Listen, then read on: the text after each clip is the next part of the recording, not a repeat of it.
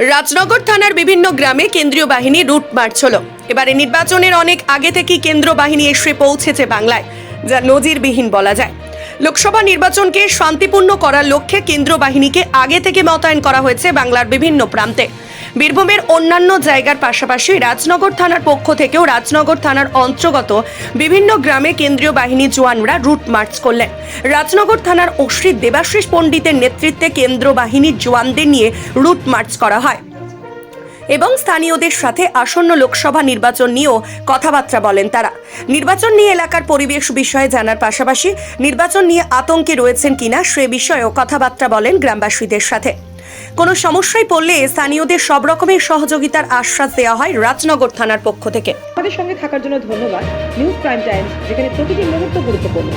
সঙ্গে থাকুন এবং দেখতে থাকুন নিউজ প্রাইম টাইমস।